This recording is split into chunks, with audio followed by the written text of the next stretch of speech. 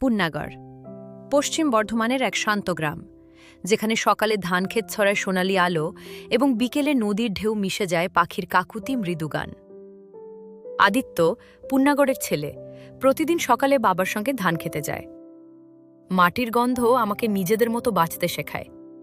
সে কাজ করে, মাটিকে বুঝে, প্রতিটা ধাপেই শান্তি খুঁজে ফিরে।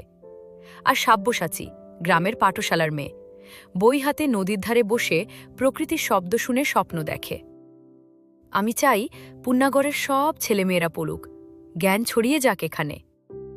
এক বিকেল আদিত্য একটু কাপা গলায় সাব্যসাচীর কাছে এলো। আদিত্য ধীর উত্তেজনায়, সাব্যসাচী, তোমার একটা স্বপ্ন আছে কি, বলো তো?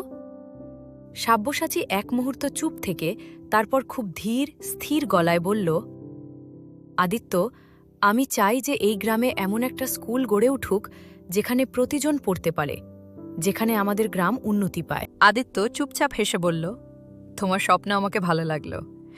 আমি চাই সেই স্বপ্নটা তোমার সঙ্গে গড়ি।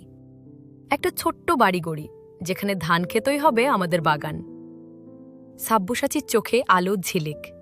হ্যাঁ, আমি চাই তোমার সঙ্গে সেই ভবিষ্যৎ গড়তে, যেখানে সকালে মাঠের গন্ধ পাবে আর রাতে নদীর গানে ঘুমাতে পারব।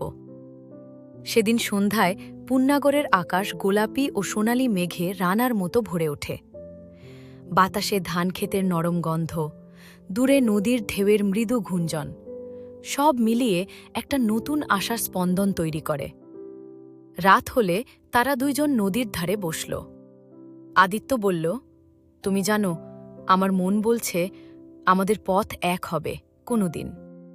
সাব্যসাচী মাথা নেড়ে হেসে উত্তর দিল, হ্যাঁ, আমি বিশ্বাস করি সেই পথ একদিন আসবে, যত সময় লাগুক। তারা চুপচাপ বসে চাঁদের আলোয় নিজের নিজ স্বপ্নগুলো গুছাল। পাখি ফিরছে, বাতাস নীরব। পুন্নাগড়ের বৎসর কালেমিত আলোতে তাদের কথাগুলো এক মৃদু প্রতিধ্বনি হয়ে উঠল।